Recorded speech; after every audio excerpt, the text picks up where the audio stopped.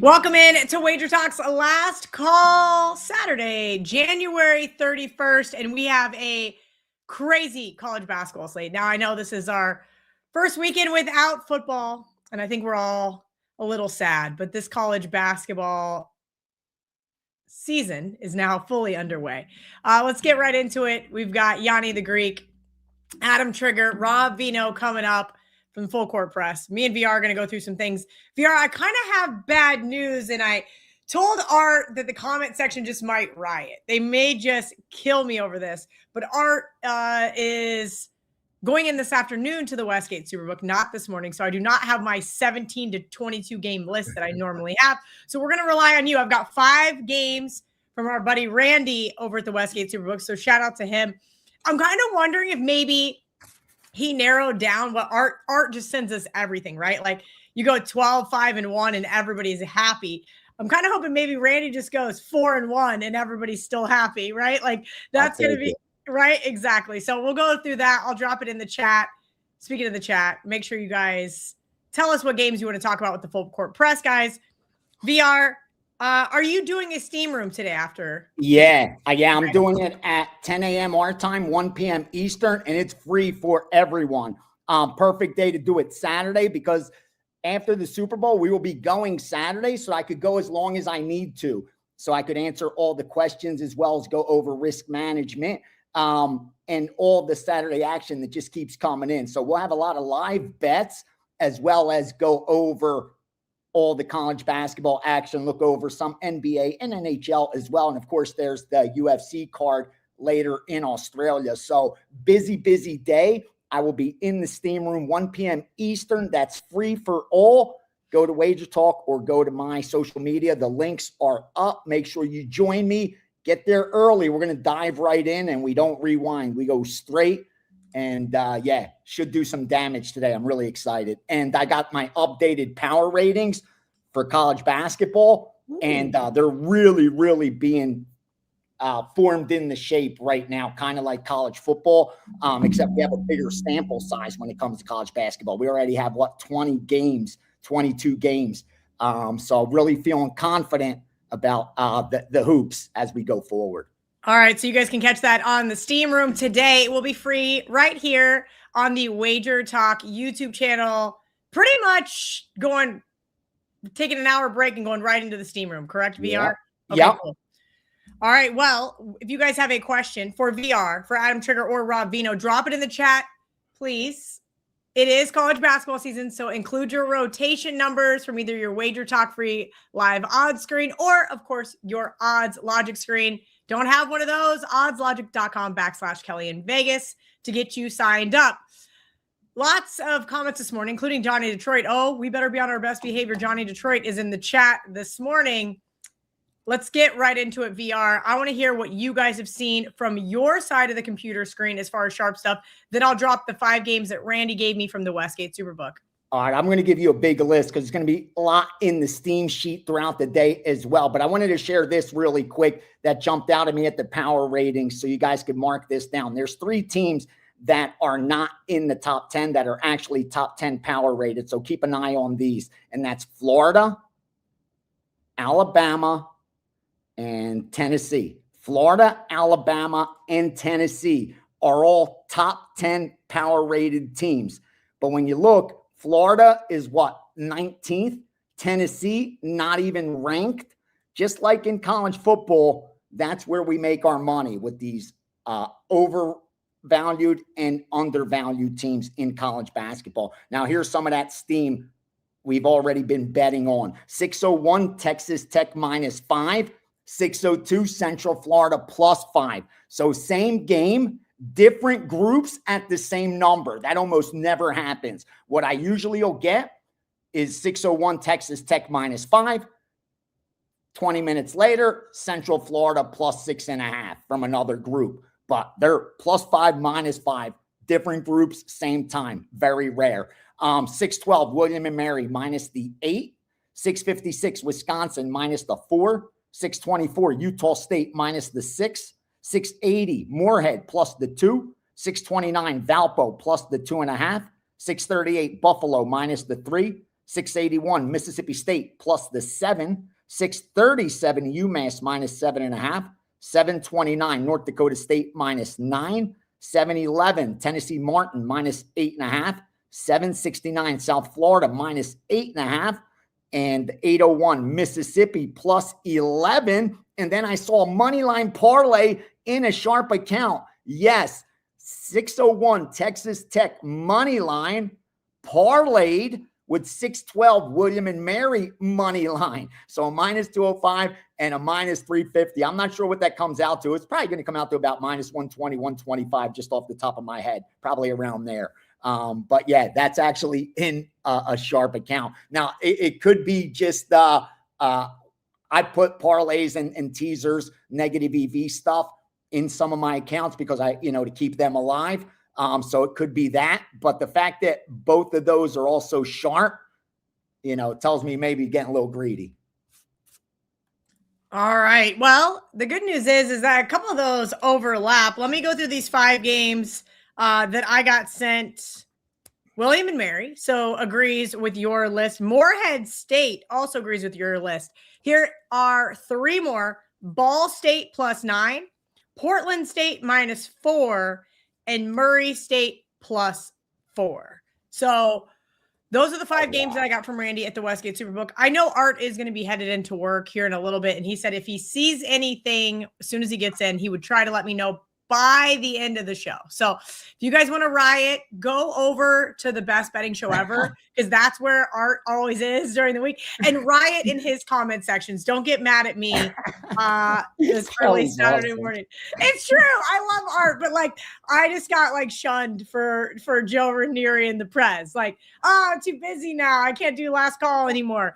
All jokes aside, Art is a busy guy, and I know they are getting ready for the Super Bowl over at the Westgate Superbook. Real quick, only because I know, Kel, you'll enjoy this. Let me share these. There's 2 soccer moves that just came in, 2 soccer. One goes off at 12:30 Eastern, so we have about 15, 20 minutes. It's Hungary. So Hungary, and it's Puskas FC versus Ujpest, UJPEST. Can you give me the rotation number, please?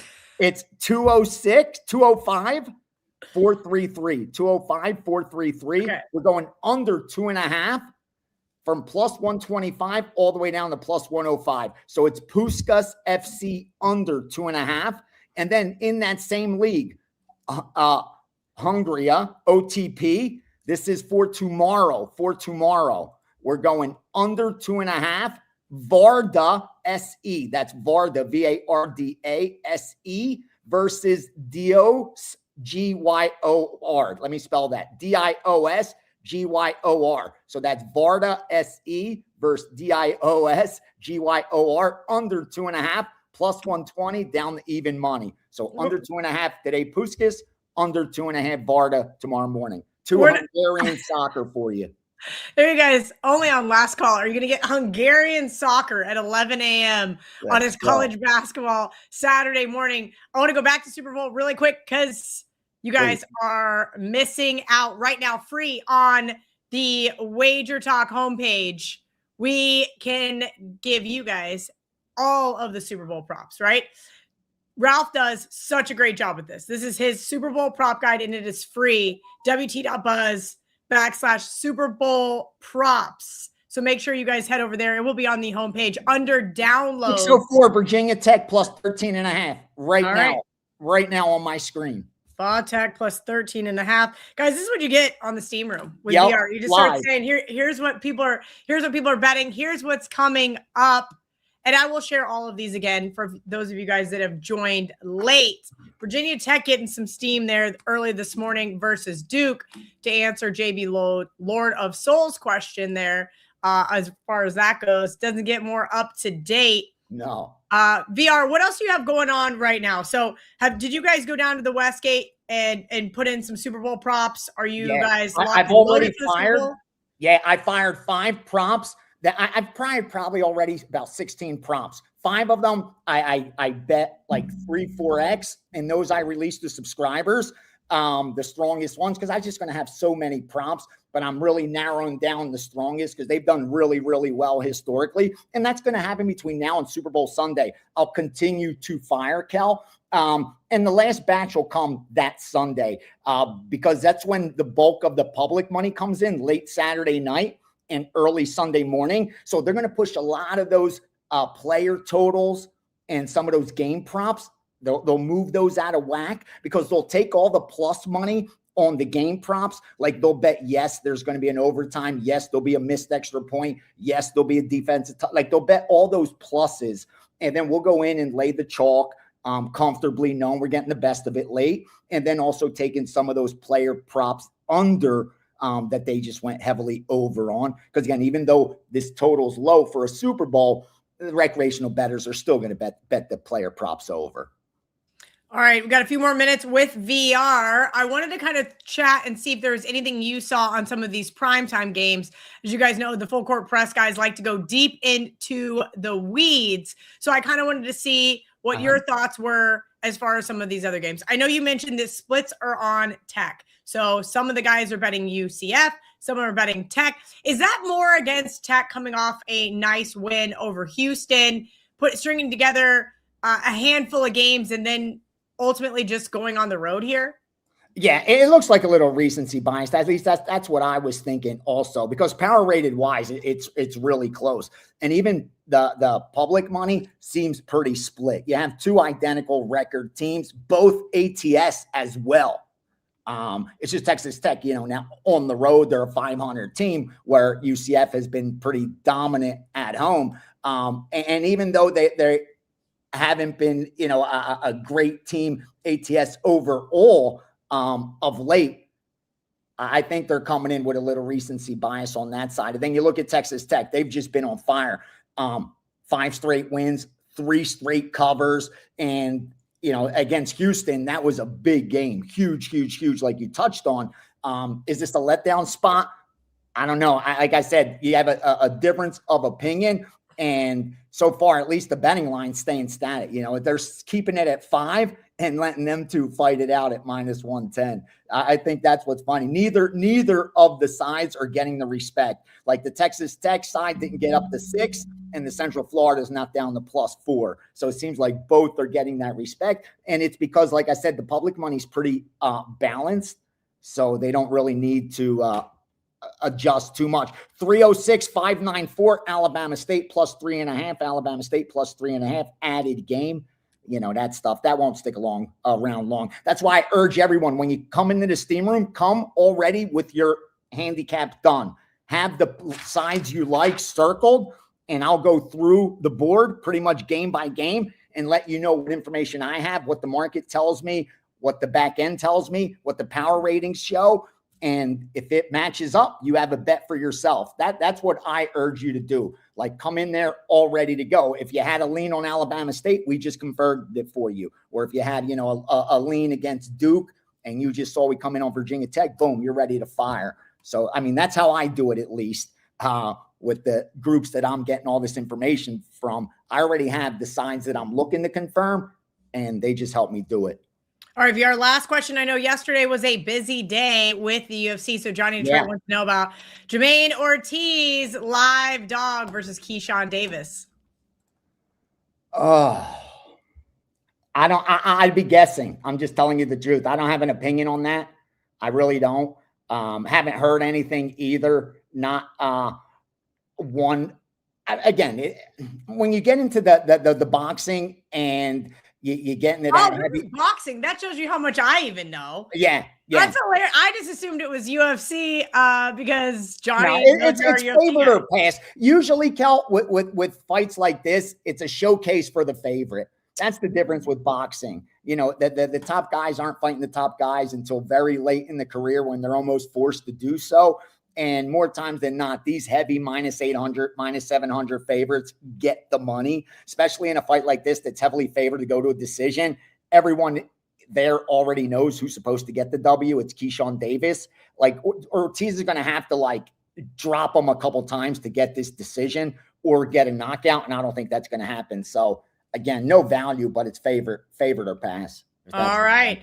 VR, you are the best. Make sure you guys hang around. His steam room is going to be up in about an hour and 45 minutes. Free to everyone today. So head over to the WagerTalk YouTube channel. You guys can watch it over there at Greek_Gambler. Make sure you guys are giving him a follow on social media. VR, always appreciate you here on Saturday mornings. Let's cash them, don't trash them.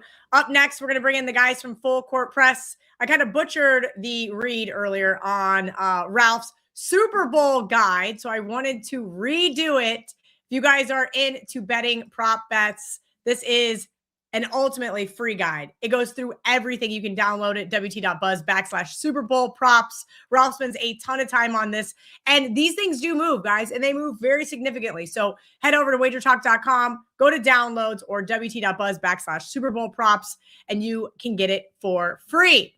Let's bring in the guys from Full Court Press.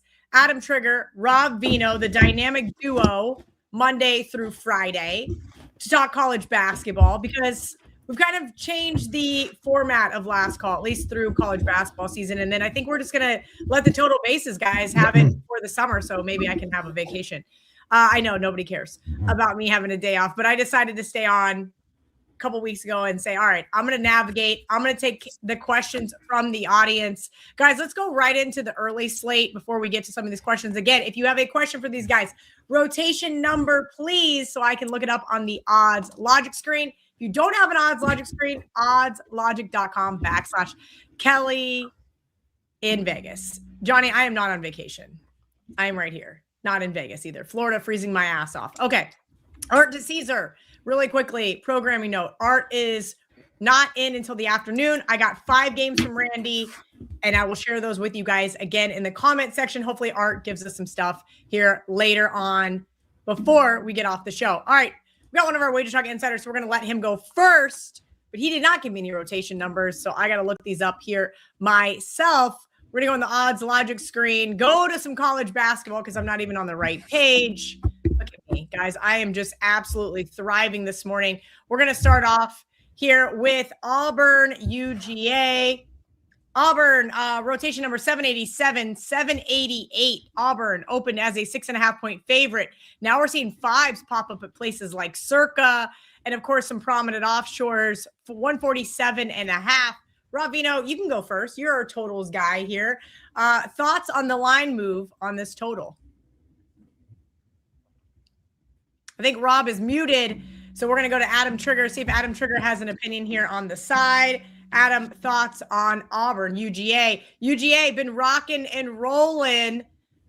Really been an impressive basketball team overall, I would say. Do you have any opinions here on – oh, wrong. I'm on the wrong – I was going to Auburn, Tennessee. Yeah.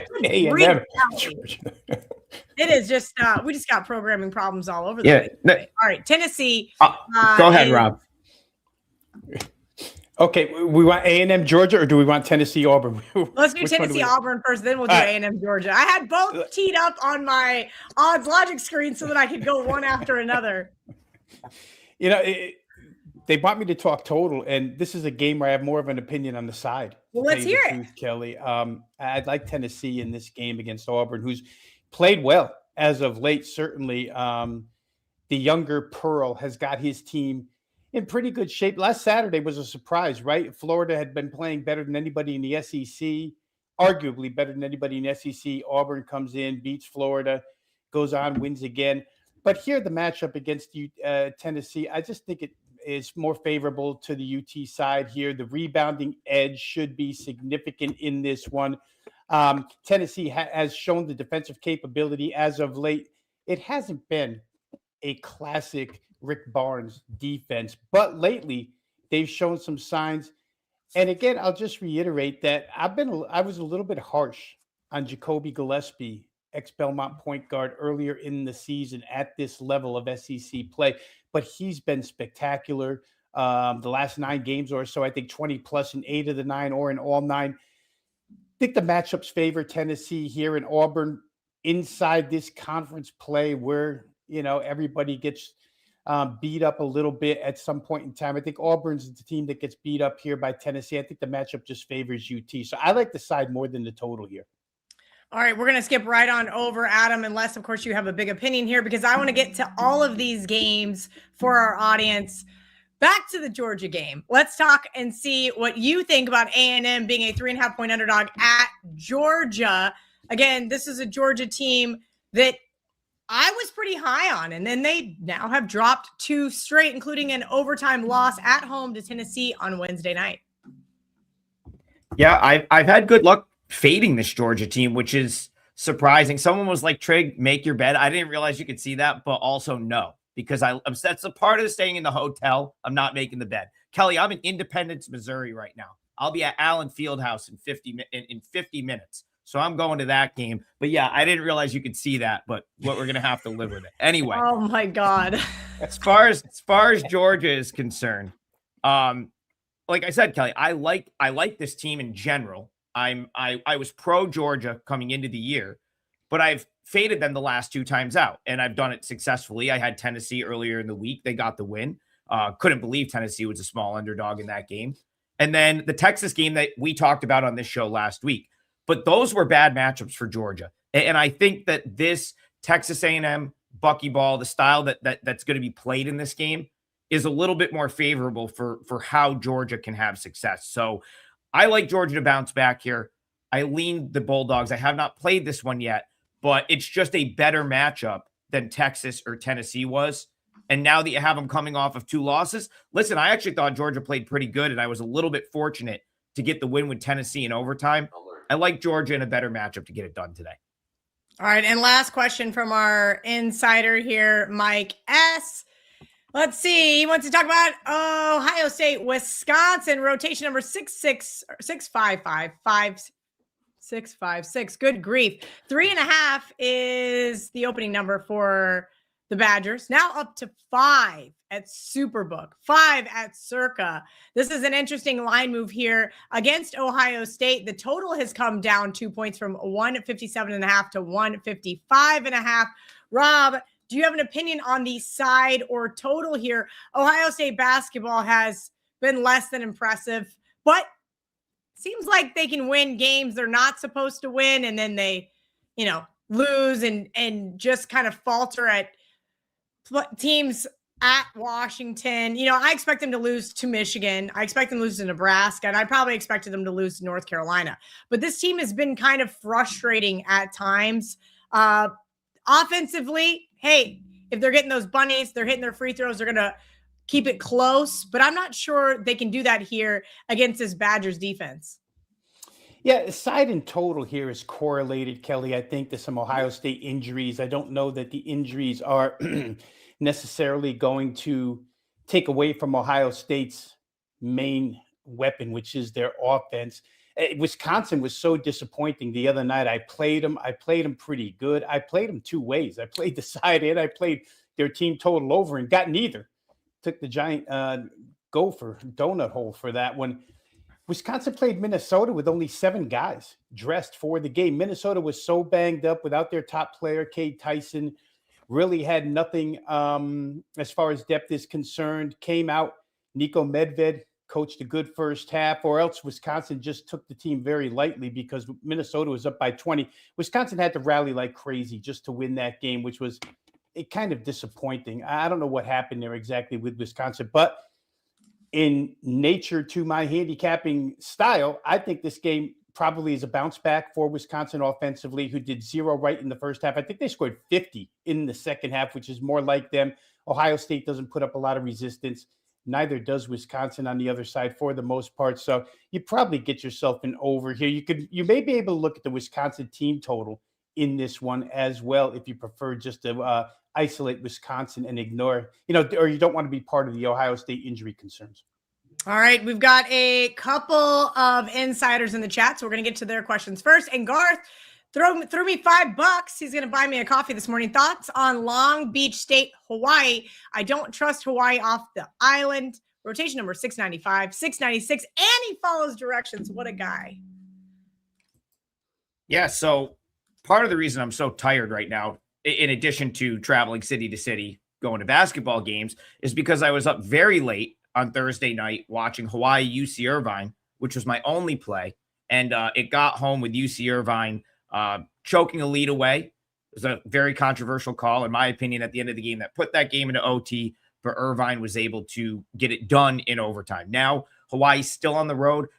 I'd look toward the Hawaii side here, because when you play these big West games, the travel is such that for Hawaii, they come in and play Thursday, Saturday. So I always give less, like the travel from Hawaii is less concerning to me on the back end, because you've already been in California for a couple days, and the travel within California for the Big West is all like pretty much LA area, unless you're going up to Northridge, and there's like another one up north, maybe Sacramento. Or I forget who else is in that region in this league. So again, Hawaii to Irvine on a Thursday, that's a little bit more travel. Hawaii from Irvine to Long Beach, California, that's virtually no travel. So I don't really give the negative that I think the books price into this for Hawaii coming to the mainland.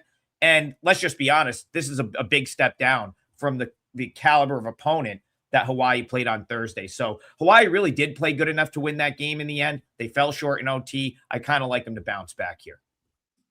Yes. Sorry, Johnny wanted me to reiterate that I do not actually get to buy coffee with the tip money. We do donate it all to charity. So shout out to you guys.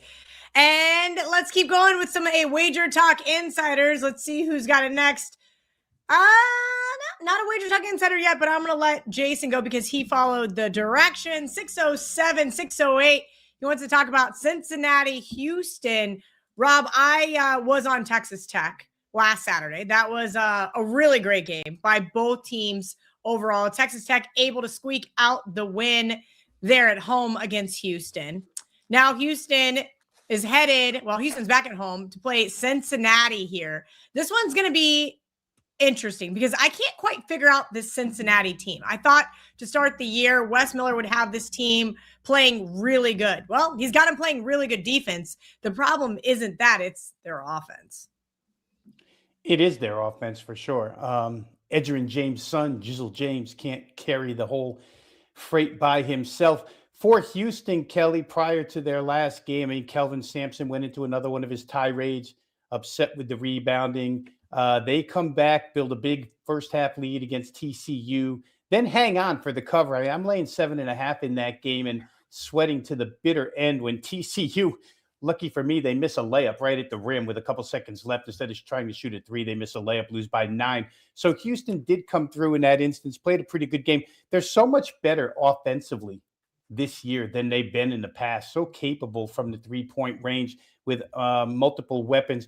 But that's not what Sampson wants to see. He wants to see defense and rebounding. First time around when these two played, it was 67-60 Houston. You could probably look for something in that vicinity again. I thought maybe the total, even though Houston's been better offensively, I thought maybe the total was a little bit high in this one at 135. So not a play for me, but I would look toward under 135 in that game. All right, I saved this one for Trig because I can't name a single player on either team. Not saying that Rob Veno doesn't know the small schools, but for some reason, Trig loves talking about Lemoyne. I have no idea where that is. I live 25 minutes from the school. It's in Syracuse. I live 25 minutes from the Lemoyne campus. I just found out the other day that Merrimack is right by CT's house. I had no idea. Yeah, we're going to, CT and I are going to the Merrimack Siena game in a couple weeks. All right. He'll be rooting against me. He's a Merrimack fan now because he found out it's like right by his house. So he didn't know either. He just found out it's close. Well, he knew. So in my defense, okay. All right. Rotation number 306-560 Lemoyne versus Stonehill. Break down this game for our guy A-Rock. So what I think you need to find out here, and I don't know if you'll definitely find it out or not, is Shiloh Jackson was out the last 2 games for Lemoyne. Now, it didn't matter on Monday when they played Fairleigh Dickinson. That was an inferior opponent. It did matter on Thursday. It's something Rob and I actually kind of pointed out in detail on Full Court Press on Thursday. They really missed him in that game. They failed to cover against Long Island. So I really don't know if he's going to play or not. Now, this opened Lemoyne -6. It went down to -4.5. Kind of suggests he's probably out again here. But Stonehill's not – they're a tricky team, in my opinion. They're scrappy. I think they're better than the market sort of prices them.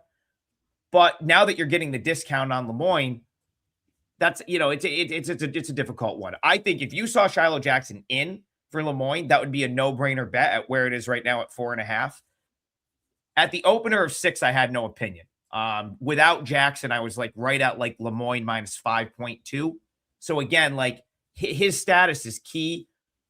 This is a winnable game for Lemoyne, even if he's not in there. So if you see the Stonehill steam come in, which already has started, and it gets down to like 4 or something, I think you could punch back a little bit and take Lemoyne. They're at home. It's a better matchup for them.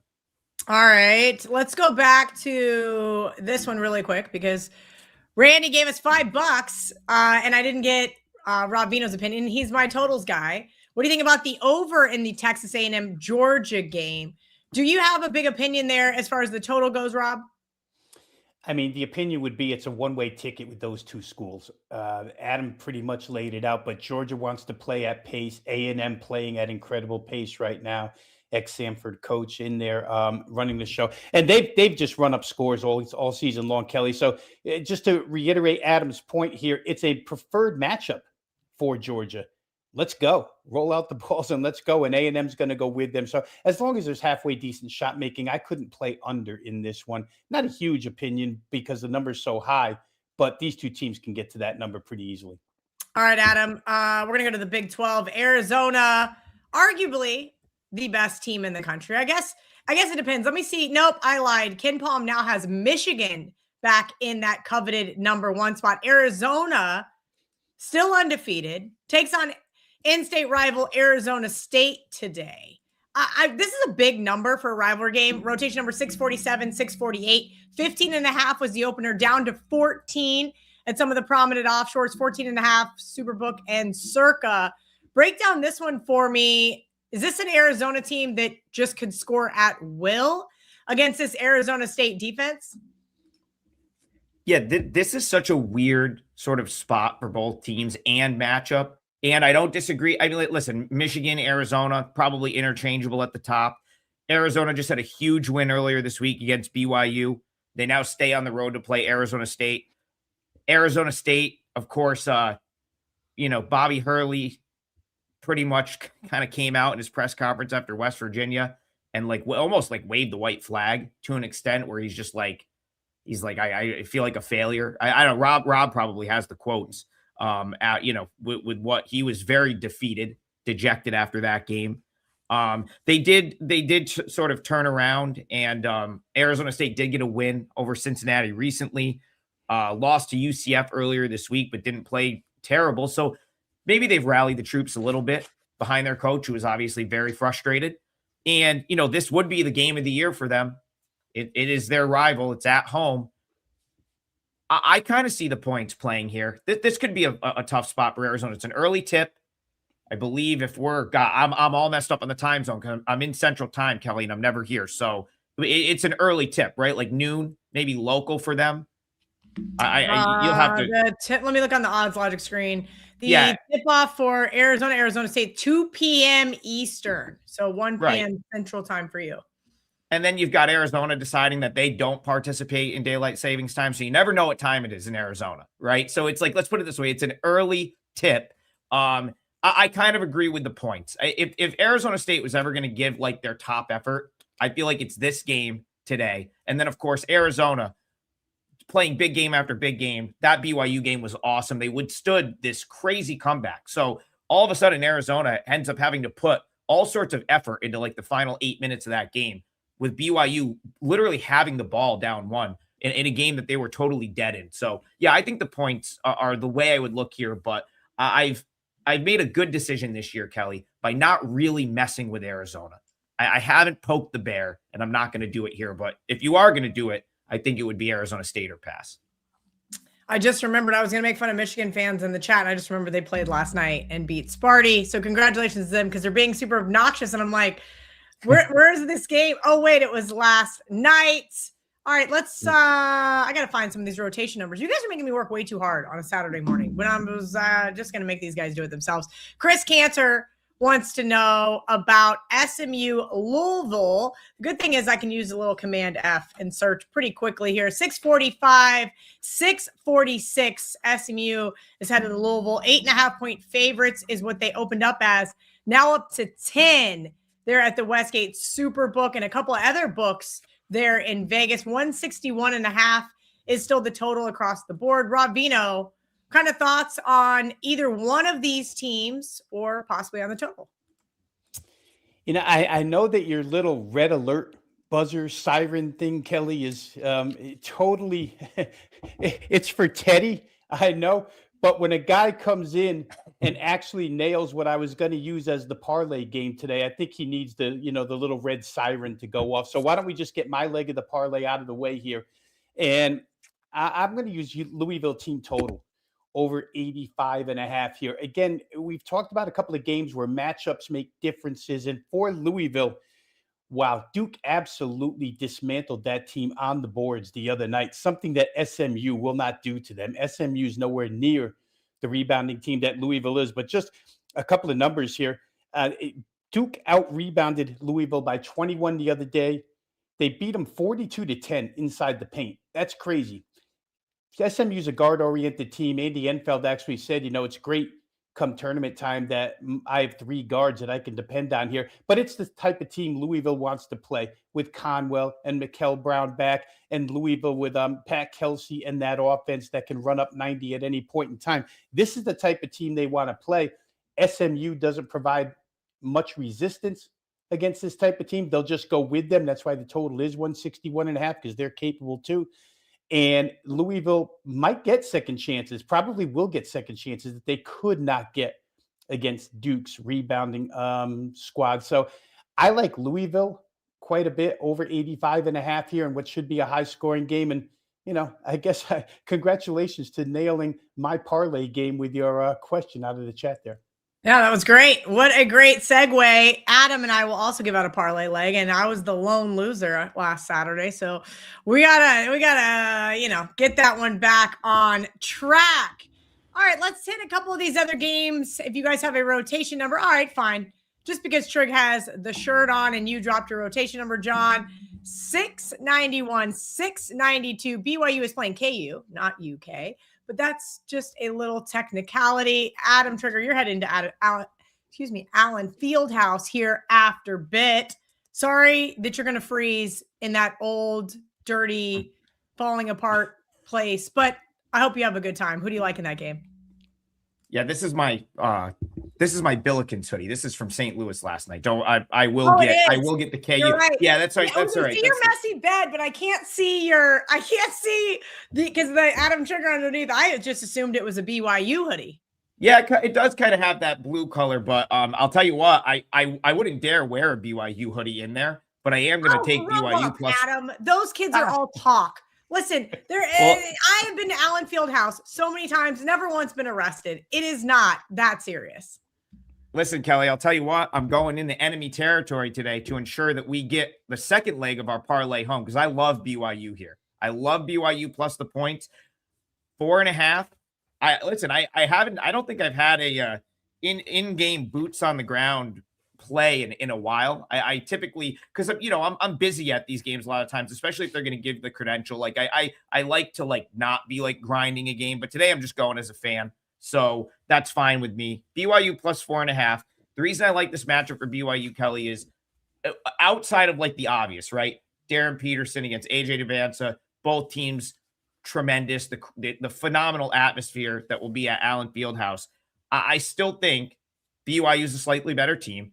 I think Kansas, the way you beat them is good shot making, and BYU has that. And if all else fails, BYU still has AJ Devanza, and I still don't know that Kansas has anyone that can really guard him. And if he can just kind of take over, I think that's BYU's path to victory. Now, I think BYU will probably need someone else to step up to win the game, but we're also just talking keeping it within 4.5. And on the flip side, listen, Kansas has some of their own issues as well in that department. I'd be interested to get Rob's follow-up here real quickly on this game, because I do think with all of the hype surrounding Peterson, DeBansta, and two great offenses, I think this is kind of a tighter game. You're going to have a lot of jump shots, so I actually think it could go under as well. But because I think points may be at more of a premium than the bookmakers are suggesting here, I think my 4.5 is pretty valuable. So I'll call for the BYU outright win. I'll be, I will not be in a BYU hoodie. So I'm just going to slide in there, cash my 4.5, get back to the rental car and get out of town. But But yeah, I like the Cougars. I think they bounce back from a close call with Arizona and win this game. Now this makes me nervous because whenever Trigger and I agree, it's usually not good. And I thought about using BYU as my parlay leg. Clearly, we don't talk before the show. Here's the reality, Rob. I wanted BYU so bad on Monday night. I blinked, that 3 was gone. And I said, you know what, Kelly? We've been down this road before. 1.5 is not 3. And then I refreshed my screen and it was pick'em. It was like bang, bang, bang. They got nailed. And I said, okay, well, I have to sit this one out. And I'm really glad that I did because I was not overly impressed with BYU for a great portion of that game. Now, albeit they were playing the number 1 team in the country, right? By all intents and purposes from a power rating perspective in Arizona, but they were at home. They showed some fight there late. Your thoughts on them having a bounce back game here against Kansas? Yeah, and thoughts on Allen Fieldhouse and being afraid. Story for another day, but my son is a Mizzou grad and the border war. I mean, if you're Mizzou, it's much thicker than if you're BYU. Couple of things here, guys. I'm still not quite confident on how good Kansas is. 4 of their next 5 starting tonight or today are going to be against the premier teams of the Big 12. So we're going to find out a lot more about Kansas over the course of the next 5 games than we have so far. Even though they've been on a really good roll, it's not against the upper echelon of the Big 12. I wonder how much maybe that game took out of BYU the other night. I remember texting Trig. I'm like, holy cow, BYU could win this game. It's absolutely amazing. The last 50 seconds were nuts. And they're battle tested, right? They came close in Boston against UConn. They came close the other night against Arizona. They were in it against Texas Tech the entire way until about 4 minutes left. The game just got away from them. So I do wonder about their energy. And last thing I'll say that could be pro BYU is that Robert Wright, the point guard, played here last year for Baylor. He played 37 minutes and scored 24 points. So there's no way that Robert Wright, who's going to have the ball in his hands most of the time, is going to be that BYU is going to be in awe of any venue here, Allen Fieldhouse. So I could see both sides here, but I really think I would lean BYU as long as that game the other night didn't take too much out of them. Hey, Cal, someone in the chat says Trig makes no sense. So I'm going to make this very simple for that person. Okay. I'd rather have Debansta, and I think BYU will make more shots. So that's one of the big reasons I like them. Everything else being equal. I make the number Kansas minus 2.1. It's 4.5. So I have more of it than a 2-point edge, which is typically what I look for. And the big hype atmosphere is not as big of a deal to me because BYU plays in a very hype atmosphere of their own. I don't think they're going to be phased by the big spot. And Rob kind of talked about Rob Wright being there. So that is the very straightforward version of why I like BYU plus the points. And it is a 4% client play for me. 4%. All right. Well, I'm going to go right into my parlay at this point in time. 685, 686. West Virginia was a 3-point favorite down to 2.5. CT texted our group chat this morning and said, hey, tell me why West Virginia doesn't blow out Baylor. So my gun-to-head answer was they couldn't barely blow out Kansas State. That was a Kansas State team missing 2 of their original starters from the beginning of the season, who had just lost to Kansas after being down 6 with less than 3 minutes to go, and they end up getting their doors blown off at home to then go on the road and somehow keep it close versus West Virginia in a really ugly low-scoring game. That game was like in the 40s in the first half. I think this is a really good spot for West Virginia to bounce back. West Virginia likes to play slow and low ball. They play really, really tough defense. And that's where Baylor is going to struggle, right? Baylor, on the flip side, does not play defense. They give up a monster 3 and they just continue to fall. If Ross Hodge has the Mountaineers hitting those big 3 buckets, it's going to be lights out for Baylor. I think the easy nod is to say, oh yeah, West Virginia couldn't even keep up with K-State, let alone Baylor. I think it's going to be a bad day for Baylor. I'm going to lay 2.5 in the parlay today with the Mountaineers. Adam's on BYU +4, and Rob is on the Louisville team total. I apologize, Rob. I do not have my sportsbook open. What is the team total there for the Louisville Cardinals? It is 85.5, Kel. 85.5. All right, guys, 85.5. We got about 15 minutes left before tip off. So if you guys have a question, drop it in the chat.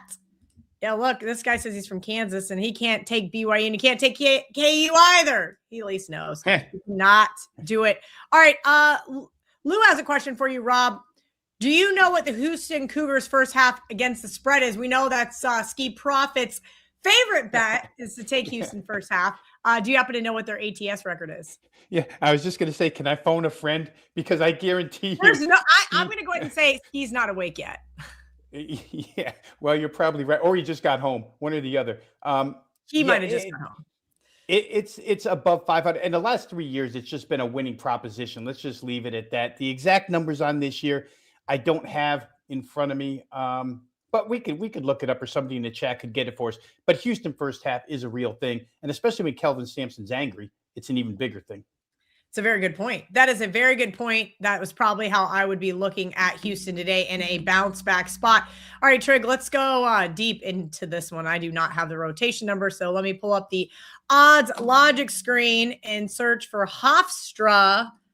Let's see if I can even spell Hofstra. That's the first way to look it up. 635, 636. Hofstra is a 1 point favorite at Monmouth, now up to 2.5 total, sitting around 140. There's some 139.5s even starting to pop up. Yeah, Hofstra is a puzzling sort of scenario because they've lost 5 straight games. Prior to the 5-game losing streak, it looked like they were looking like the best team in this league, or at least they belonged in the conversation with the Towsons and the Wilmingtons and the teams at the top half of this league. But they're so shot-making reliant. They're so heavily reliant on making jump shots that they've just kind of gone cold. Like the jump shots have stopped falling for them. And, last time out, College of Charleston, that, they can defend and teams that can kind of clamp down on the defensive end have given them some trouble recently. The loss to Stony Brook that started this run, losing to North Carolina A&T, it all goes back to the fact that they take a lot of jumpers. And when you take a lot of jumpers, if you know how it goes, you start to miss shots and then the easy buckets aren't there and it can kind of make it tough to score. And I think that's what's happened to Hofstra a little bit. Now, their last win was over this Monmouth team, but it was an overtime game that was played in the 60s. So on one hand, I think it's probably an okay matchup for Hofstra to bounce back in. Maybe they can, because they did enough in that first game to win. But on the other hand, you play this Monmouth team, pretty disciplined defensively under King Rice. They're going to play slower. They covered that first game. They were a 7.5 point underdog in that first game against Hofstra. So it's tough because I don't really want to fade Hofstra on a 5-game losing streak against what I consider to be a lesser team.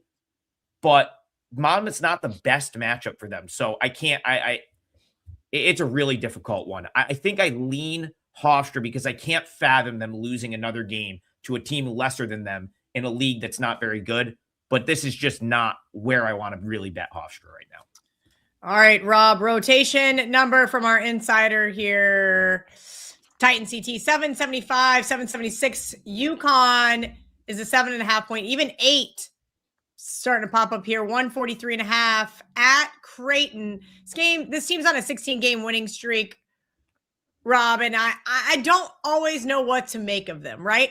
You mentioned a couple weeks ago, it's like they like to play around with their food. It's like they're bored in the Big East, or maybe that was Trig's analogy, whichever it was. I found it really interesting because I do feel like that is the frustrating part when laying points, especially on the road here with this UConn team. But Titan CT wants to know your thoughts. Yeah, we did talk about them last week, Kel, and I said, you have to anticipate or trying to anticipate when the breakout game is going to come is almost impossible with UConn. It didn't come last Saturday. It didn't happen during the week. They're now 0-7 against the spread, last 7 Big East games. Last week, I wasn't thinking about jumping in front of the 0-7 or 0-5 at the time freight train. But here I just might. I think at some point in time, Dan Hurley by now is going to have a coronary with this team. So upset that they don't have what he refers to as killer instinct of his championship team a couple of years ago. Fact that they don't grind as hard as the team did a couple of years ago, but they're so much more talented than Creighton in all aspects of the game. We've talked about their depth, their rotational depth, which is at every single position. You can bring a guy in who could be a starter somewhere in the country. Just think at this point, I mean, Creighton's not the easiest place to play. Creighton's done good things on this home floor in the past. The team that head coach McDermott has this year isn't a Creighton of the past, and they're really not good defensively. So for me, I think this could be the breakout game here. I'm willing to take a shot with UConn -7.5 today, which is a lot more than I could say last week about the Huskies. And I love the UConn Huskies. So we'll see how they do tonight. But I think this could be the breakout game, Kel. Sorry, hang in, Iron 86. This is not a hockey show. I apologize. We do not have Carm and Andrew on. You're going to have to ask them about the Flyers -110. But if you guys have a question, we have about 9 minutes left in the chat. Rob, we're going to go to Trig. And we'll go back to Rob on this. San Diego State, Utah State. No rotation number, you guys. I swear. What are we doing here? 6:23, 6:24. This one tips off in about an hour. Utah State is a 6-point, opened as a 6-point favorite, 7.5 at the Superbook, 7 at Circa, and it's still 6.5 at a lot of different offshore. So that's very interesting. 146.5. Now the total, that one's come down 3 points. Trig, do you have an opinion on the side before I ask Rob about the total? I'll just kind of give this one to Rob, and I'll take the next one. I feel like he's got a better beat on these particular teams than I do, so I'll give this one to Rob. Yeah, the one thing that makes this, and I looked at this morning, guys, extremely difficult is this start time. What are we talking about here? 10 a.m. San Diego State time, 11 a.m. Utah State. Utah State's probably trying to get every advantage that they can. Not that they need them. It's an excellent basketball team, and they blew their opponent out midweek. I forget who they were playing. I was watching, and it was silly watching them continue to score and score and score. San Diego State, obviously, these two probably arguably the two best teams in the league. So San Diego State has all the tools, but I do wonder about body clock here, which led me to under. The money suggested a little bit, 149.5 down to 146.5. I could see a sluggish first half, even if it's only one way. If it's San Diego State that's not awake for this one to start the game, it probably still leads you to an under. I don't know. Is San Diego State's offensively capable this year more than past years? But I don't know that they're capable of rallying to the extent in the second half, if they get off to a slow start, to push this game over. Utah State's pretty good defensively. So I can understand both moves here. I can understand the move towards Utah State. I wouldn't lay it. I understand it, but I wouldn't lay 7.5. And the total would be a little bit more appealing, under 146.5. And like you said, Kelly, the number is all over the place. You can actually find a 147.5 if you like under. All right, Trig, let's take the question from the chat regarding Miami, Florida. I can't see what's going on because I have to have my odds logic screen open because you guys are not sending me rotation numbers. 693, 694. Miami is now up to 10.5, 148. And I do believe they are at home. That's why they're in the bottom. Cal's traveling across the country. Of course, the lovely ACC, where you have to go from Berkeley, California to Miami, Florida, Coral Gables to play basketball. Talk about that situation, Trig, as well as this number. So what I figured out with Miami at this point is if you kind of have to play zone against them to have a chance. Like they're very efficient and they can score at the rim. And I actually thought Stanford would have done that earlier in the week, except Stanford was without Chisholm Okpara, which killed any sort of chance they had to like play an effective zone. And even in that game, Miami kind of struggled early, figured it out late, had a big second half, and I believe they actually covered. I think they might have covered by like a half point from where the number closed. It was like 8.5, and I think they won by 9, something like that. So this is a better matchup for them. Cal can't really stop anyone. Kelly, you probably remember there was a point in time where I think Kansas State dropped 90 something on Cal earlier this year. Just not a good defensive team. Really not a good team in general. Like that's Rob and I have brought this up on Full Court Press, here and there. Neither of us have been super high on Cal this year. So not a number I'm really dying to lay, but I don't know that Cal can like put together a defensive game plan that's going to really frustrate like Miami, like some other teams are able to. So a very slight lean toward Miami in this one. All right, guys. Here's an interesting one because I just saw a guy that I like to fade, bet Butler first half in game. 605. Butler's a 5.5-point favorite at home to Georgetown. Rob, I'll let you take this one. Georgetown, not a lot to write home about, but I'm not sure that laying the points here with this Butler team is the right side either. Again, take it for what you will. I had a guy that I like to fade take Butler first half in game. Interesting.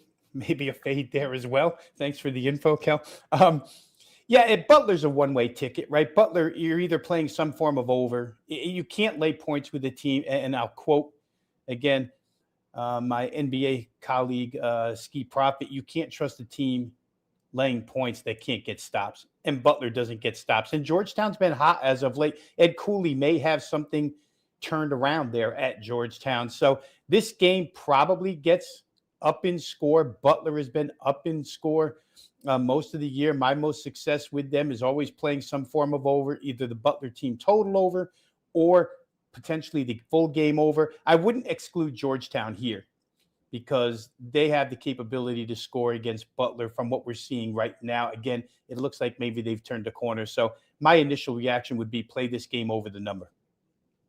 All right, here is one without a rotation number, but he wants to know, G's would like to know about UCLA. Let me pull this one up really quickly. Trig, UCLA is at home to Indiana, 4-point favorite, rotation number 719, 720. Talk to me about Indiana basketball. It sounds so weird for these two to be playing each other, but here we are in the new Big Ten. I like UCLA here. I thought about UCLA long and hard. Hasn't made my card yet, but that's also it's a big slate today. So, it's not that it couldn't, but I've got other stuff I like a little bit more. At 3.5, I would very much co-sign a play on UCLA at that number. I don't know if you're saying it's 5 now. I didn't see what it was, but it was 3.5 earlier. I make it 5.8. You've got UCLA at home here, which means obviously Indiana's on the road where they've been worse. Indiana is another team that relies heavily on shooting the basketball, and it's going to be harder for them to do that on the road. I like the fact that Mick Cronin has sort of gotten back to, playing man-to-man, tough defense. The UCLA defense has really, since the Ohio State game that they lost, they've looked really good. That great win over Purdue the other night at home. So, and I've been pro UCLA even when they were struggling earlier this year. I thought going into the year, I thought this team was really going to be in the mix in the Big Ten. Now I still think they are. I still think they could be like a fringe top 25 team. So I'm higher on the UCLA than the market is, even now that they're 5-1 in their last 6 games. So, listen, Indiana, they're also in a bit of a letdown spot. They just beat Purdue, huge win for them. If they're hitting their shots, they're going to be in it. But going on the road, coming off the Purdue win, I feel like it's less likely that Indiana plays great here. And if they don't, I think it sets up for UCLA to sort of put the clamps on them a little bit. So I like UCLA quite a bit, -3.5. I have completely lost track of time getting in my last minute bets. So we're going to wrap this show up. Rob Veno, any final thoughts for this college basketball Saturday? Let me know what you and Trig have going on with Full Court Press. I know you guys have a 2-for-1 kind of deal over at WagerTalk.com. Yeah, the package is called Double the CBB Firepower. You'll get every play Adam releases, every play I release. Again, I reiterate that it's a pretty good combo package because Adam plays a lot of sides. I play a lot of totals, so you get a good mix in there. 3-day package, you'll get every play we release. If there's any 5%, you'll get them. $59. You can find us every Monday through Friday, 10 a.m. to 11 a.m., doing Full Court Press over on WagerTalk TV.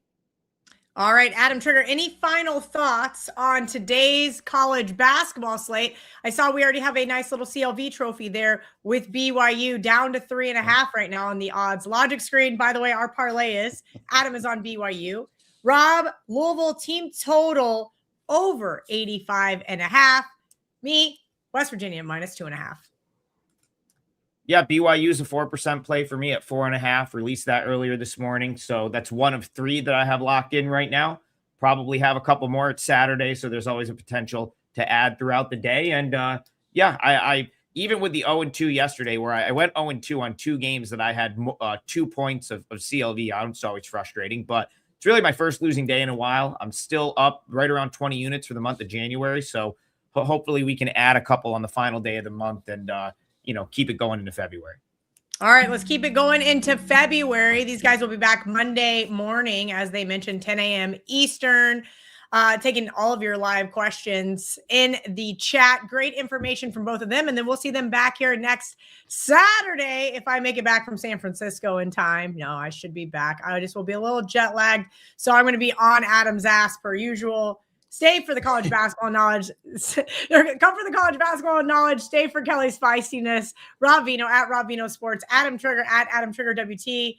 Here on Saturday, college basketball last call, aka Full Court Press Saturday edition. Thank you guys for hanging out with us. Cash them, don't trash them, and we'll see you guys next week.